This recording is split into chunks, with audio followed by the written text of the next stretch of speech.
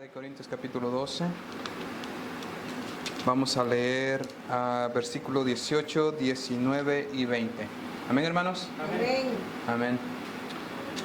Leemos en el nombre del Padre, Hijo y Espíritu Santo. Primera de Corintios capítulo 12, versículo 18 dice: Ahora bien, Dios ha colocado a cada uno de los miembros en el cuerpo según le agradó. Y si todos fueran un solo miembro, ¿qué sería del cuerpo?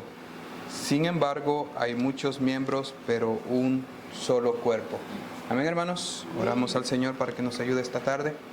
Padre que estás en gloria, Señor, te pedimos que seas tú guiándonos, Señor, abriendo nuestro entendimiento, Padre Santo, y abriendo nuestro corazón para entender tu mensaje esta tarde, Señor. Te pido, Padre Santo, que seas tú hablando, Señor, y que seas tú poniendo las palabras que tú quieres que diga, Señor. Te pido, Padre Santo, que me ayudes para que no sea yo el que diga. En el nombre de Cristo Jesús te lo pido, Señor. Amén, hermanos. Pues vamos a seguir estudiando un poquito más sobre la sana doctrina. Es un tema súper extenso. Sin embargo, se pueden tocar ciertos puntos así nada más para dar un como parámetro, como hacer un marco. Y hoy vamos a hablar un poquito sobre la sana doctrina en la iglesia, pero no en la iglesia como mucha gente piensa. Vamos a hablar de la sana doctrina en la iglesia, pero tomando en cuenta que todos los cristianos, bueno, los que hemos aceptado al Señor Jesús, somos parte del cuerpo de Cristo y somos la iglesia. Entonces tenemos que comenzar desde ahí. Un mensaje para la iglesia, para el cuerpo de Cristo, donde habita el Espíritu Santo, pero también es un mensaje para lo que hablamos unos días anteriores sobre la casa, la iglesia que es nuestra casa. Amén. Y también la iglesia donde nos congregamos, que es el templo. Dicho sea de paso, todavía hay confusión para muchas personas sobre la iglesia es el templo. La iglesia es donde va el cuerpo de Cristo a congregarse, y todavía hay gente en el mundo cristiano que piensa que Dios únicamente está en el templo, cuando Dios está en otro templo, en el templo, pero que es este templo. Amén, hermanos. Y entre más entendemos eso, nos hacemos un poquito más como conscientes de la responsabilidad que tenemos de que dentro de nosotros habita el Espíritu Santo. Amén. Entonces, vamos a comenzar recordando unas ideas que estuvimos repasando con el pastor que nos visitó. No sé, hermanos, si se acuerda, sobre el cristiano bebé, el cristiano niño, el cristiano joven y el cristiano adulto. Amén. Entonces, a veces resulta de que hay cristianos niños educando a cristianos bebés. ¿Se imagina cuál es esa educación que les damos? Hay cristianos bebés educando a cristianos bebés, cuando debería de ser, o deberíamos de ser, cristianos maduros educando a los cristianos bebés, niños y jóvenes. Amén, hermano. Entonces, pero ¿cómo llegamos a esa madurez? Como hemos hablado anteriormente, la madurez la vamos a encontrar a través de la sana doctrina, que no es otra cosa más que el Señor Jesús hecho instrucción. La sana doctrina es Jesús escrito en palabras aquí. Entonces, si me acompaña, vamos a leer en Marcos capítulo 16. Y vamos a comenzar a hablar sobre ciertos requisitos que están aquí en Marcos 16 a 14. La iglesia de Cristo, el cuerpo de Cristo. Muchos hablan del cuerpo aquí en la tierra de Jesús. ¿Qué es? ¿Cómo es? Bueno, en Marcos 16, 14 vamos a leer Amén, hermanos. Dice, después se apareció a los 11 mismos cuando estaban sentados a la mesa y los reprendió por su incredulidad y dureza de corazón, porque no habían creído a los que le habían visto resucitado. Y les dijo, pero imagínense, a veces nada más vamos y leemos lo que nos gusta, lo que suena bonito, pero mire, ¿qué hizo primero? Los reprendió por su incredulidad, dureza de corazón, los regañó. Y ya luego, ¿qué les dijo en el 15? Ir por todo el mundo y predicar el evangelio a toda criatura. El que crea y sea bautizado será salvo, pero el que no crea será condenado. Amén, hermano. El Señor Jesús nos dio una orden. Entonces, la iglesia de Cristo debe de tener como mínimo dos requerimientos. El primero es, tiene que ser evangelista, evangélico, si lo quiere decir usted. A veces no me gusta hablar de denominaciones y usar esas palabras porque se ha confundido tanto la gente que cuando uno dice evangélico suena a cierta denominación, y no. La iglesia de Cristo, el cuerpo de Cristo, tiene que ser evangélica, que es compartir el mensaje de Jesús, compartir a las naciones. Y luego tenemos en el 17, bueno, el 16 ya leímos que dice que va a ser bautizado, será salvo, el que no crea será condenado. En el 17 dice, y estas señales acompañarán a los que han creído. Amén. Ciertas señales, ¿no? En mi nombre echarán fuera demonios, hablarán en nuevas lenguas, tomarán serpientes en las manos, y aunque beban algo mortífero no les hará daño. Sobre los enfermos pondrán las manos y se pondrán bien. La iglesia de Cristo tiene, y si es de Cristo, debe de ser con señales, sobrenaturalidad. Si no es de Cristo o no tiene sana doctrina, esta parte la van a hacer a un lado. Y como hemos hablado antes, volvemos a lo mismo. Denominaciones han hecho que por una o por otra razón ciertos cristianos se alejen de buscar esto y que crean que estas son cosas que ya no tienen que pasar en la iglesia de Cristo. El cuerpo de Cristo tiene que experimentar esto, la sobrenaturalidad. En otras palabras, el Espíritu Santo dentro de la iglesia, moviéndose. Tiene que, si no, no eres parte del cuerpo de Cristo, si no, no tienes sana doctrina. Porque aquí lo dice, y estas señales acompañarán a los que creyeron. ¿Y quiénes son los que creyeron? Los que ahora son salvos. Amén. Los que son parte del cuerpo de Cristo. Entonces, dentro de esto, nos vamos a quedar con que la sana doctrina nos enseña que la iglesia de Cristo, la verdadera iglesia de Cristo, va a tener como misión evangelizar para llevar a las almas perdidas a la salvación. Y después va a trabajar con ellas para su crecimiento. Pero no va a ser un crecimiento normal o un crecimiento natural, no va a ser un crecimiento intelectual, va a ser un crecimiento espiritual y sobrenatural. Amén, hermanos. Entonces vamos a seguir ahora con Tito 2. Amén, hermanos. La carta a Tito nos da muchas ideas sobre la sana doctrina. Tito 2. Vamos a leer en el versículo 10. Tito 2:10.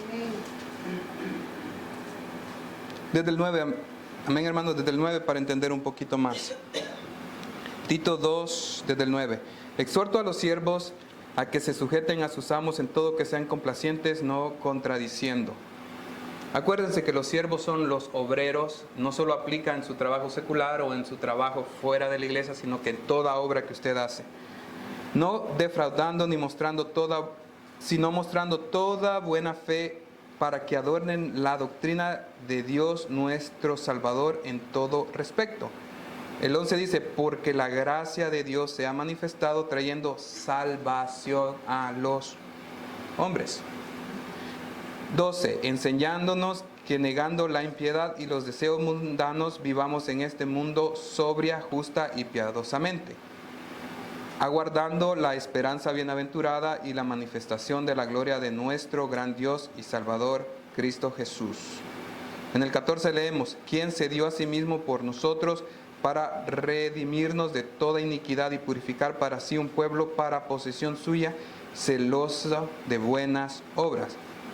Amén, hermanos. Entonces lo que podemos ver aquí es sobre la iglesia. Va a estar en este mundo, como lo hemos hablado, pero no tiene que ser como este mundo. Amén, hermanos. Y entonces, ¿qué va a pasar una vez que ya tengan al Espíritu Santo dentro de ellos? Vamos a vivir de una manera piadosa, amén, hermanos, de una manera justa y de una manera sobria. Pero en el 14 leemos que dice, ¿cómo dice? Purificándonos porque somos posesión suya, celoso de buenas obras. La doctrina de nuestro Señor Jesús va a ser para liberar, que es salvación, para purificar, para que hagamos obras para Él, el trabajo para Él, y para que enseñemos a otros. ¿Se acuerda lo que dijo en Marcos el Señor Jesús? Enseñar a otros. Entonces la sana doctrina se va a encargar de quitarnos del mundo, apartarnos las ideas del mundo y nos va a liberar, no solo del pecado de estar desconectado con nuestro Creador, volver a conectarnos con nuestro Creador, sino que también liberarnos de este mundo, de lo que hablamos anteriormente, hermanos, que fueron las ideas culturales, ideas ideológicas, filosóficas, si lo quiere ver así, y las ideas doctrinales o dogmas. Amén, hermano. Vamos a ir ahora un poquito atrás otra vez a Corintios, Primera de Corintios otra vez, pero ahora vamos a ir al 14. Entonces, de acuerdo a lo de Marcos, había una comisión y luego había una condicionante para entender quiénes son los comisionados y quiénes son los que de verdad están haciendo el llamado del Señor Jesús. ¿Se acuerdan? Había que creer, pero a los que creyeron los va a acompañar señales sobrenaturales. Primera de Corintios capítulo 14, vamos a leer el 26.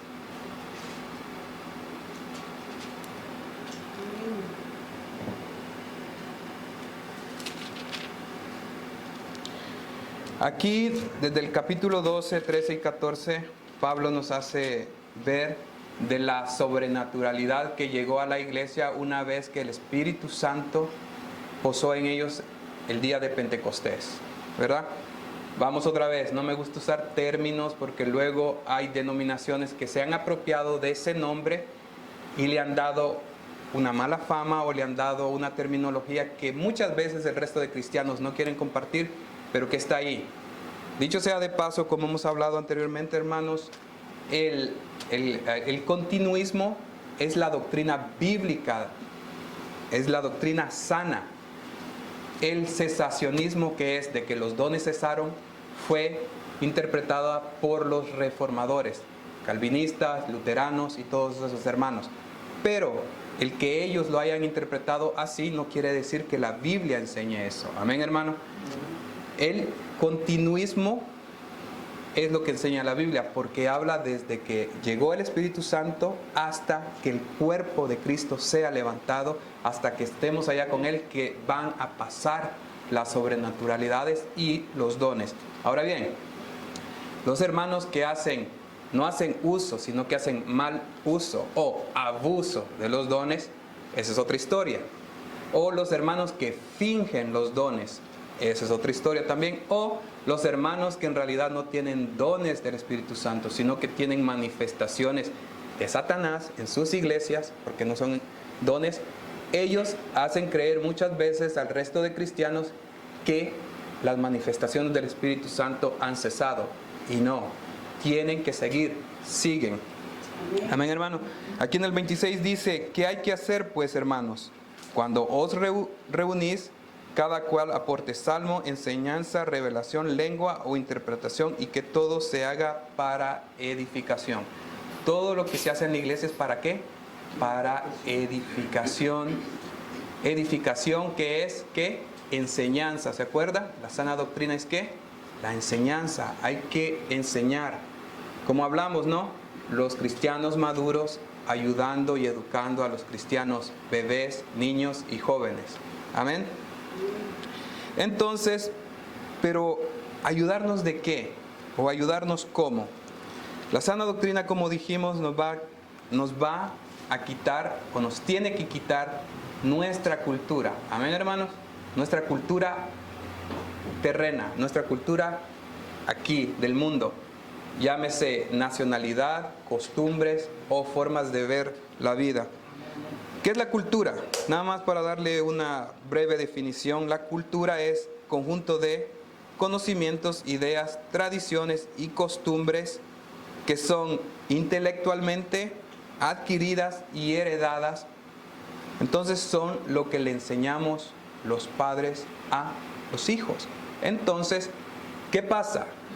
Que humanamente nos dicen o nos enseñan que nos tenemos que sentir orgullosos de nuestra cultura. Siéntete orgulloso de tus raíces.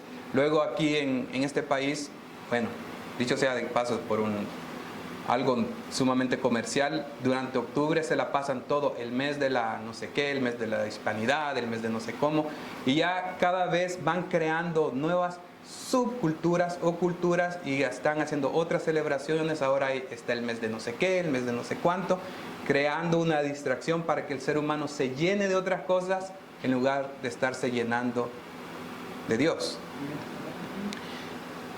Pero también lo que nos estorba como cristianos son nuestras ideologías o lo que es filosofía. Amén, hermanos.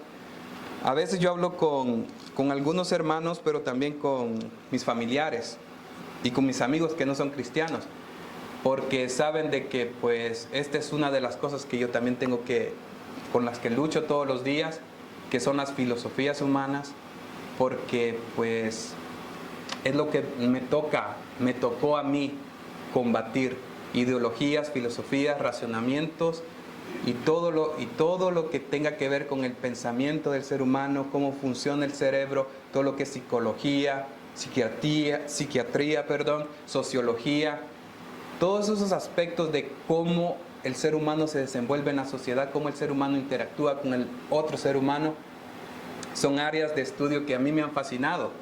Pero entonces viene y leo la Biblia y digo, no lo apoyo la Biblia. No se puede vivir así, no se puede ver así. Entonces tenemos que dejar ideologías y filosofías a un lado.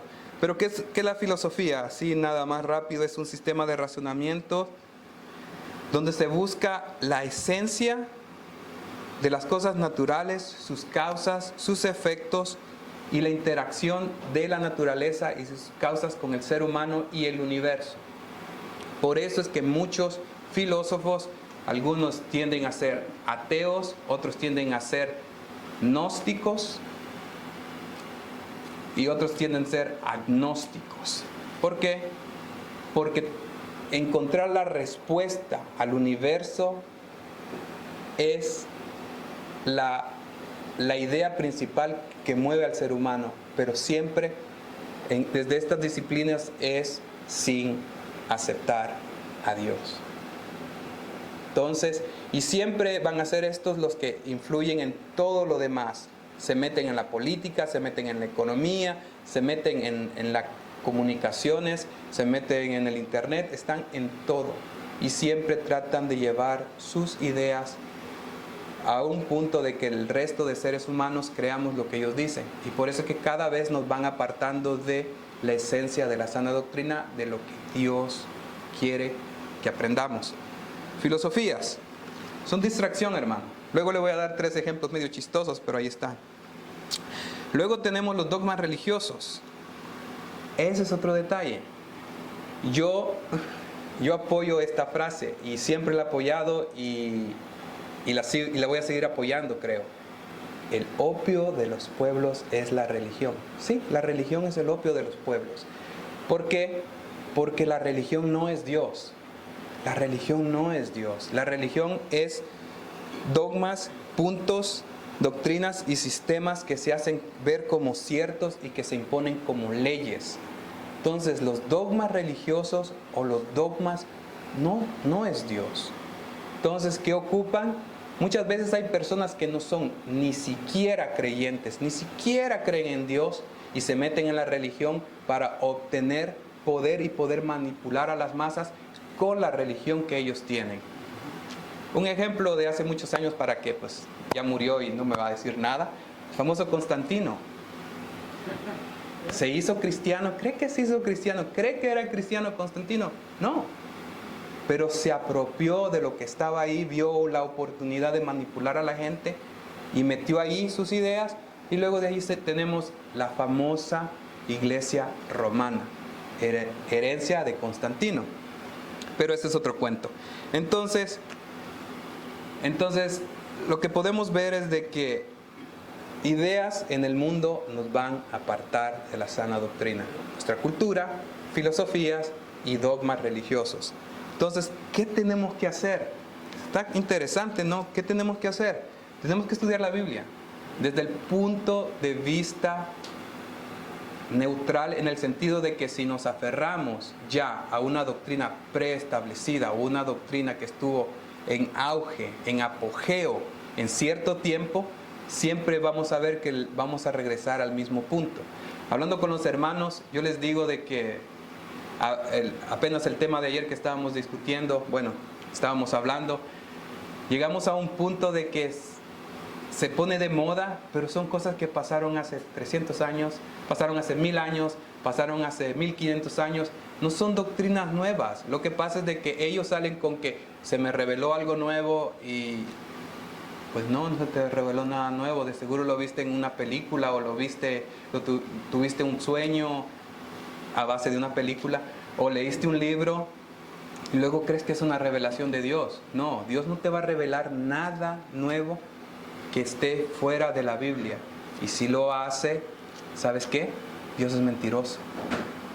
Cuando dices que hay algo nuevo que no está en la Biblia, pero que Dios lo apoya, ¿estás haciendo a quién? A Dios mentiroso. Amén. Entonces, hoy vamos a repasar algo bonito. Vamos a ir a Apocalipsis, hermano. Ya que terminamos la introducción, ahora sí vamos al tema de hoy, que es la sana doctrina en la iglesia. Amén. Lo que vamos a hacer hoy es, vamos a repasar los mensajes. No vamos a leer todo porque está extenso, solo vamos a repasar ciertos puntos sobre las iglesias de Apocalipsis desde este punto de vista.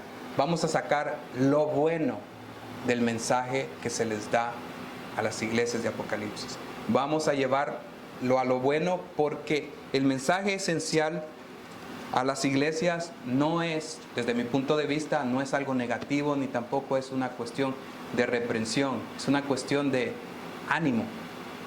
Yo así lo veo, hermano. Yo lo veo como ánimo de iglesias.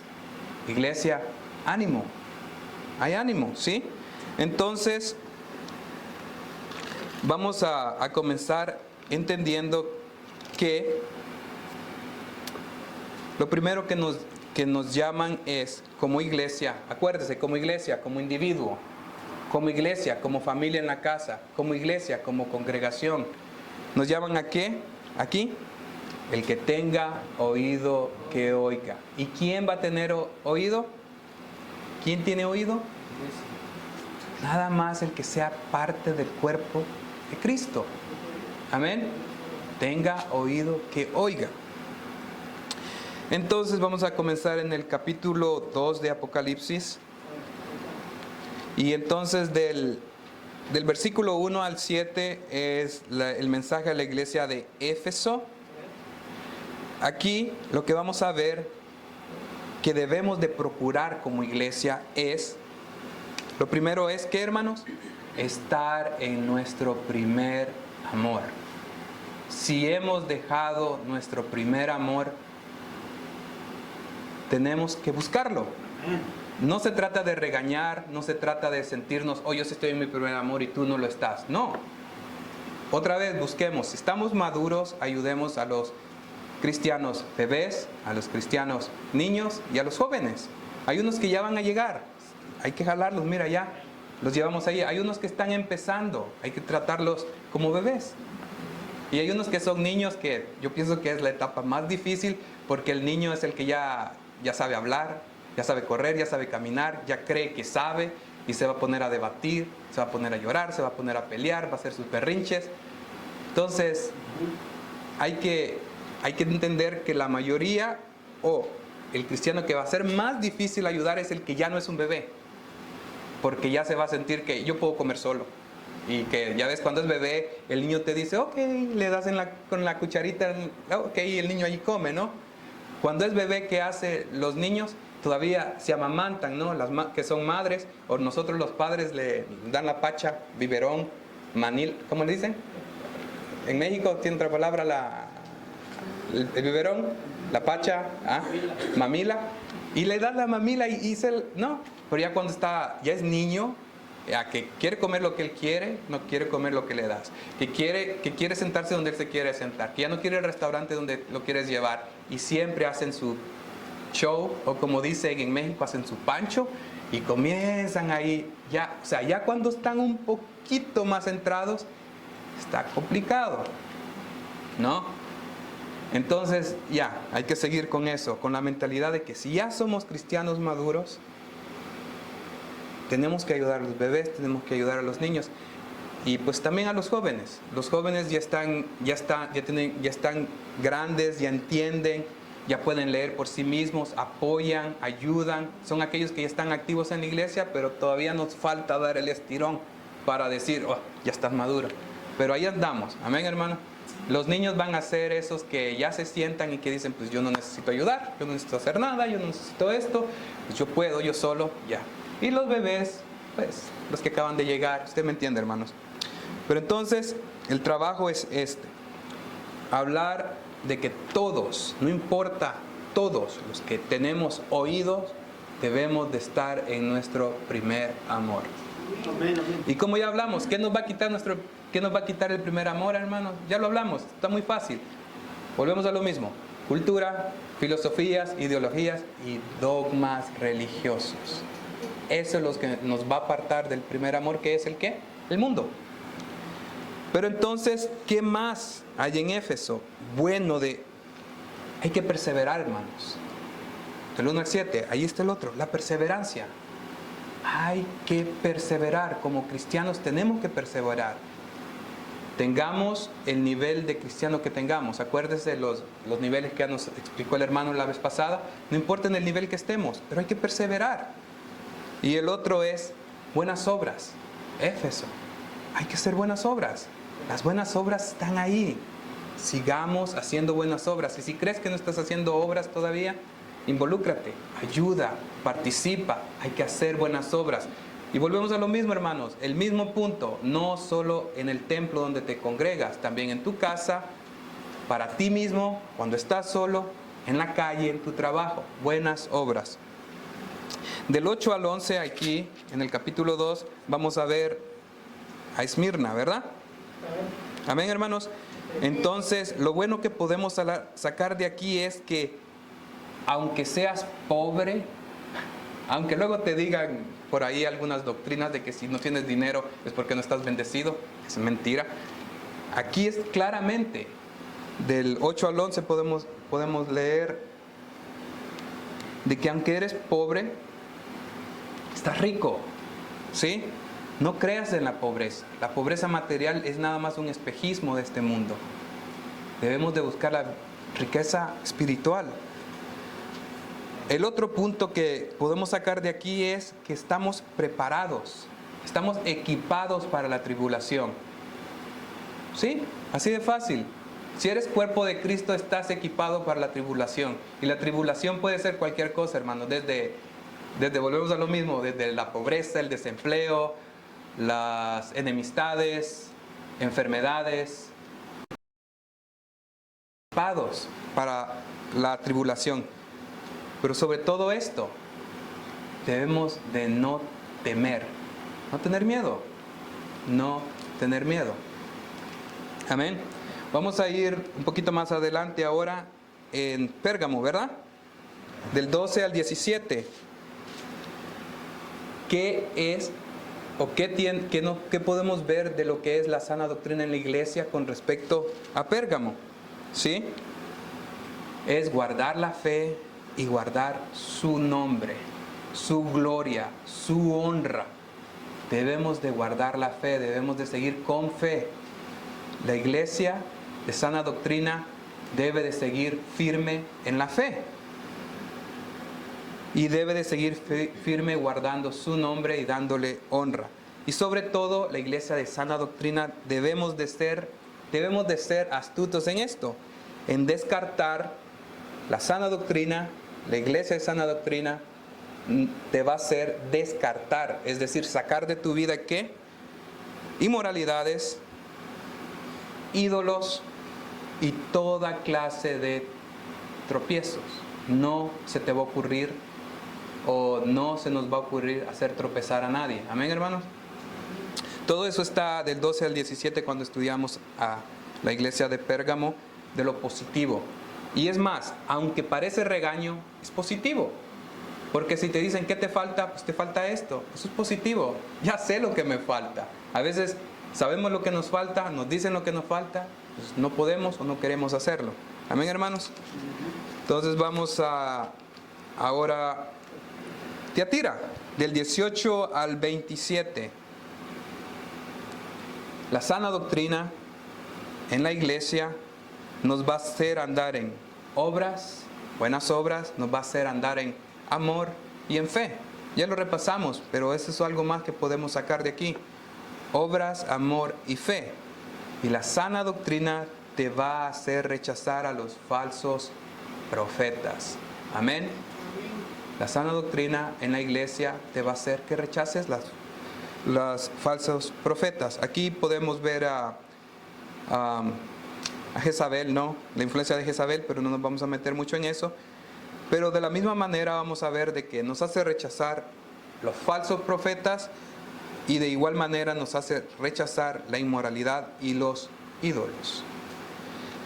Ya en el capítulo 3 tenemos a la iglesia de Sardis. Algunos hermanos dicen Sardis.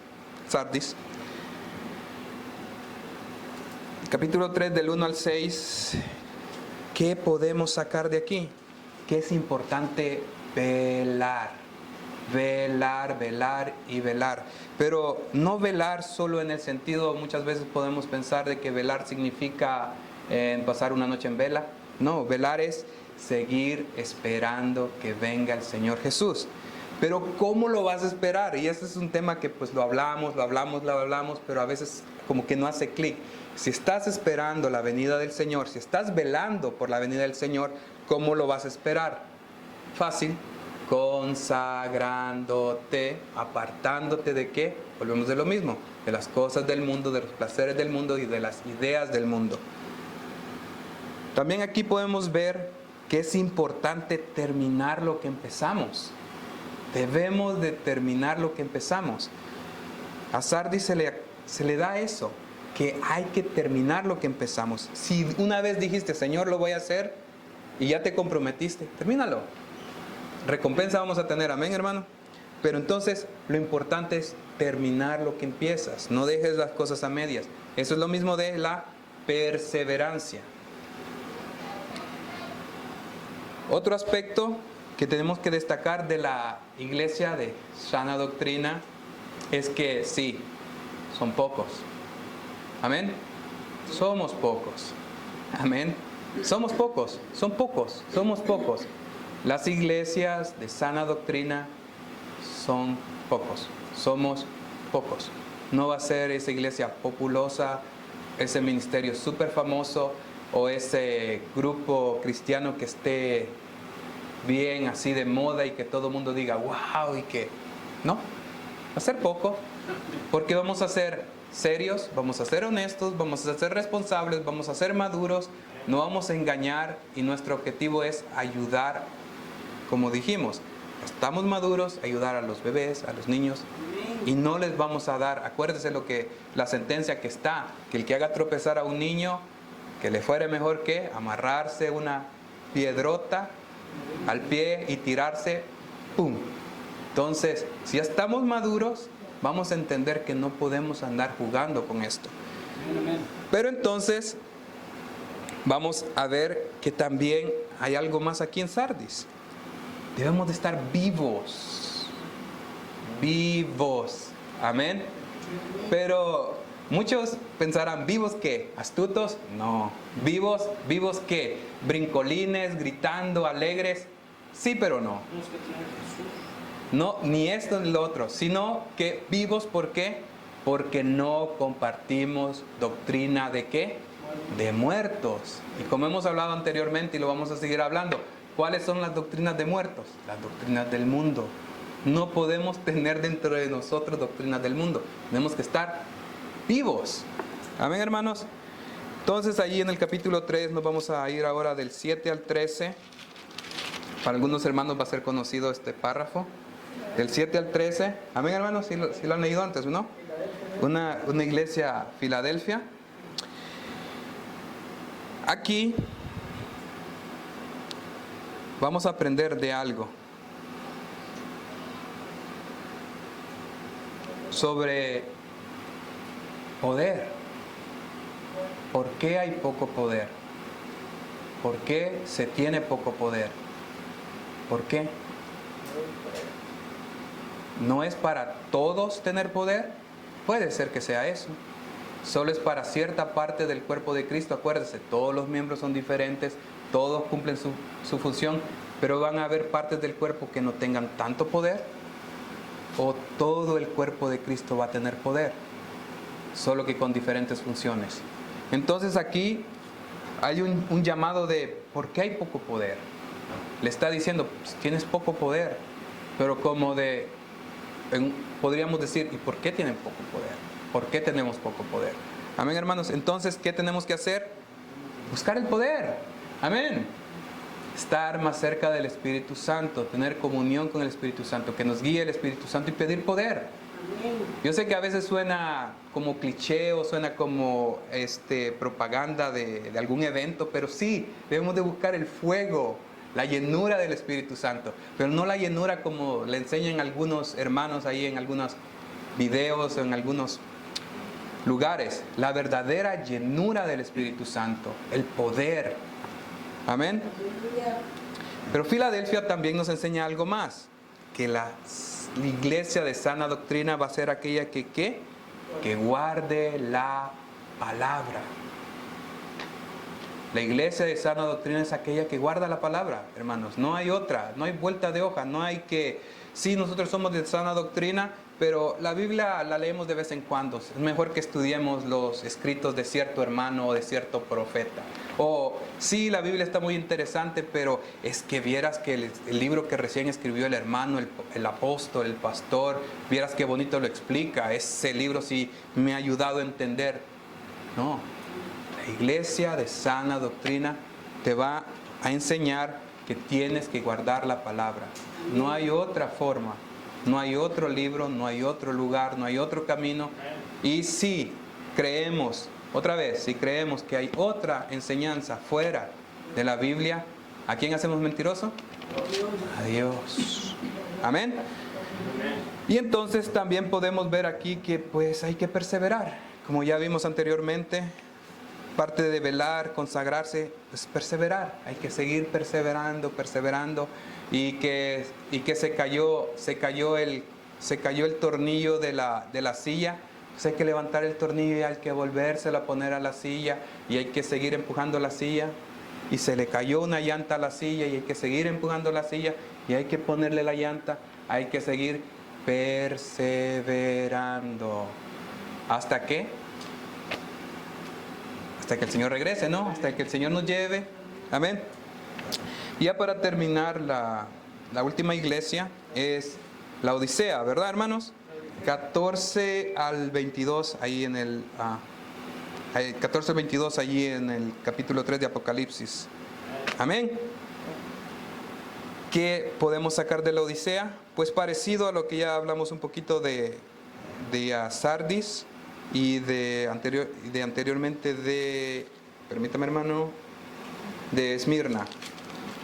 De la Odisea podemos sacar que somos ricos en Dios. Amén. La riqueza está en Dios. El oro fino, todo está en Dios. No es cuestión de que la pobreza aquí en la tierra, no, es un espejismo, es un engaño del mundo. La riqueza está en Dios. Que tenemos que aferrarnos a esa riqueza y sentirnos ricos, sentirnos honrados de que somos hijos de Dios y que somos sacerdotes, príncipes, que somos elegidos, que hemos sido comprados por su sangre. Entonces somos ricos en Dios. Pero algo más de la Odisea, que tenemos que estar, ¿qué? Ardiendo, tenemos que estar calientes, tenemos que estar vivos, encendidos, hermano, encendidos. Y volvemos a lo mismo, hermano, y tengo que hacer énfasis en esto porque a veces muchos piensan de que el fuego es estar gritando en el altar y hacer un show y hacer que todos los hermanos brinquen y griten. No, estar ardiendo es cuando de verdad estás viviendo la palabra del Señor y sientes que te quema por dentro y sabes que si no vives para Dios, no estás vivo. Amén. Entonces, eso es estar ardiendo. Y claro, volvemos a lo mismo que ya repasamos desde el principio, que va a haber sobrenaturalidad, porque la tiene que haber, porque nuestro Dios es un Dios vivo, es un Dios sobrenatural que está fuera de nuestra dimensión. Entonces, tiene que manifestarse así. Milagros, prodigios, dones, sanidades, liberaciones. Amén, hermano. Pero hay algo más, porque hoy estamos repasando las iglesias de Apocalipsis de capítulo 2 y capítulo 3. Ya vimos cualidades que debe de tener la iglesia de sana doctrina que se pueden ver aquí. Porque ¿cuál es el objetivo de venir a hablarle a la iglesia, reprenderla, sino decirle, mira, estás haciendo ciertas cosas bien, bien. Hay ciertas cosas que no estás haciendo bien, pero las puedes corregir y bien, ¿no? Entonces hay un llamado, así como al principio hay oído. El que tiene oído, ¿qué? Que oiga. Pero hay un mensaje después a todas las iglesias que es para la iglesia de sana doctrina, que dice que el que venciere, el vencedor, el que llegue hasta el final, ¿qué nos van a dar? Amén. Vamos, hermano, vamos a volver ahora al capítulo 2. En el 2:7, este sí lo vamos a leer cada capítulo, cada versículo aquí para que sintamos ese alivio, que nuestro esfuerzo no es en balde, nuestro esfuerzo es porque va a haber algo para nosotros. 2:7 dice, el que tiene oído, oiga lo que el Espíritu dice a las iglesias, el vencedor le daré a comer del árbol de la vida que está en el paraíso de Dios. Comienza a comer, hermano. Disfrútelo, comience a comerlo, siéntalo. Ese es el primero, mire, lo primero que nos ofrecen, ¿qué es?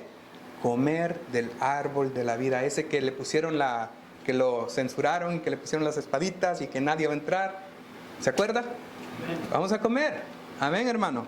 Ahora vamos al 2:11. ¿Qué dice? Al que tiene oído y que oiga, ¿sí? Y que venciere, ¿qué le va a hacer? Leámoslo. El que tiene oído, oiga lo que el Espíritu dice a las iglesias. El vencedor no sufrirá daño de la muerte segunda. ¿Qué es qué? La salvación, la eternidad. Amén, hermano. Comience a vivir. No solo coma, también viva eternamente. Desde ahorita, la idea de nuestro Señor Jesús fue que desde que lo aceptamos, comenzáramos a vivir eternamente. ¿Qué pasa? Que porque llevamos el proceso de bebé, niño, y luego nos estancamos entre niño, adolescente, volvemos a ser niño, luego hacemos berrinches de bebé, y estamos ahí jugando entre soy niño, soy bebé, soy jovencito, y no avanzamos, no disfrutamos vivir la eternidad desde que lo aceptamos. ¿Por qué? Por lo mismo, porque volvemos a hacer cosas que hace el mundo, y ¿qué es eso? Es muerte. Entonces, vivamos. Hay que vivir. No habrá daños de la muerte segunda. El 2:17, ¿qué dice, hermano? 2:17 dice, el que tiene oído, oiga lo que el Espíritu dice a las iglesias. Al vencedor le daré del maná escondido. Imagínense. O sea, a veces suena Oímos de que el maná que descendió del cielo, ¿verdad? Pero también oímos del maná que se le dio a Israel. Pero hay un tercer maná, un maná escondido. Y le daré una piedrecita blanca, y grabado en la piedrecita un nombre nuevo, el cual nadie conoce sino que aquel que lo recibe. Amén, hermano. Estos son misterios, hermano. No luego comienzan a hablar de misterios que nada que ver. Esto es de verdad el misterio de aceptar al Señor Jesús, el misterio de la salvación, el misterio de la gracia, el verdadero misterio que es tener al Señor Jesús en nuestras vidas. Una piedrecita blanca, grabado en la piedrecita un nombre nuevo, tendremos un nombre nuevo. Nadie conoce sino que aquel que lo recibe. Y luego vamos a leer el 2.26. ¿Qué más va a recibir la iglesia de sana doctrina? El cuerpo de Cristo. Amén, hermano. Y al vencedor, al que guarde mis obras hasta el fin, le daré autoridad sobre las naciones. Y las regirá con vara de hierro, como los vasos del alfarero son hechos pedazos, como yo también he recibido autoridad de mi Padre, y le daré el lucero de la mañana. Se nos dará el lucero de la mañana, se nos dará autoridad. Amén, hermano. Promesas. Amén, hermano. Capítulo 3. Ahora en el 5. ¿Qué más se nos va a dar, hermano? El vencedor será vestido de vestiduras blancas, y no borraré su nombre del libro de la vida, y reconoceré su nombre delante de mi Padre y delante de sus ángeles. Nos conocerá, estaremos con Él, junto a Él. Amén, hermanos. Como le digo, a veces suena como que es más importante lo que tenemos aquí en esta vida, es más importante lo que hacemos en este mundo, pero en realidad esto es lo importante. 3:12, hermanos. Al vencedor le haré una columna en el templo de mi Dios, y nunca más saldrá de allí. Escribiré sobre él el nombre de mi Dios y el nombre de la ciudad de mi Dios, la nueva Jerusalén que desciende del cielo de mi Dios, y mi nombre nuevo. Amén, hermanos. Son misterios. Habrá nombre nuevo para nosotros. Amén, hermano. ¿Sí ve? Habrá nombre nuevo para nosotros, que el nombre va relacionado con autoridad, porque se nos dará autoridad, pero también se nos revelará el nuevo nombre. El nuevo nombre. Amén. Y en el 3:21, ese si usted lo quiere, ¿verdad, hermano? Al vencedor le concederé sentarse conmigo en mi trono, como yo también vencí y me senté con mi Padre en su trono. Amén, hermano. Sentarse en el trono con el Señor Jesús. Amén, hermanos. Entonces, las promesas del Señor a las iglesias es a la iglesia de sana doctrina, la iglesia que persevere. Ya repasamos requisitos, pero estos puntos que estamos tocando, que son las promesas, también son requisitos. Amén. Requisitos de sana doctrina, porque toda la Biblia es sana doctrina cuando se enseña con el Espíritu Santo y para el pueblo, y con el objetivo que es hacer crecer al cristiano para que todos lleguemos a la estatura del varón perfecto. La sana doctrina te va a enseñar que hay una recompensa, que es comer el árbol de la vida, que no sufriremos daño, que hay una vida eterna, que hay promesas, alimento, un maná nuevo, que la iglesia va a tener autoridad, que se nos darán vestiduras blancas, que tendremos nombres nuevos, que se nos revelará el nombre nuevo de nuestro Dios. ¿Se imagina? Y que estaremos sentados al lado, junto al trono, con el Señor, su trono. Amén, hermano. Si no te enseñan esto en tu iglesia, y lo único que te enseñan es pacte, corte, sonó como a rima, pero no es rima. Tal vez no te están enseñando la sana doctrina. Si en tu iglesia no te están enseñando sana doctrina, sino que te están enseñando de Dios ama a todo el mundo, Dios te acepta como eres, tal vez las recompensas no son para ti. Amén. Entonces, nada más los que venciéremos, los que vamos a vencer, los que de verdad anhelamos estar con Él, son o somos a los que se nos dará esta recompensa. Amén, hermanos. Oramos al Señor. Padre que estás en gloria, Señor, en el nombre de Cristo Jesús te pedimos, Señor, que seas tú, Padre Santo, habilitándonos, Señor, para llevar una vida íntegra, Señor, para llevar una vida de acuerdo a lo que tú quieres, Señor. Que entendamos que tu santa doctrina, tu sana doctrina, tu doctrina santa, Señor, tu voluntad, tu enseñanza, no es nada más tenerla estudiada, aprenderla de memoria o meditarla como si fuera un libro cualquiera, Señor, o un libro más de filosofía, un libro más de historia.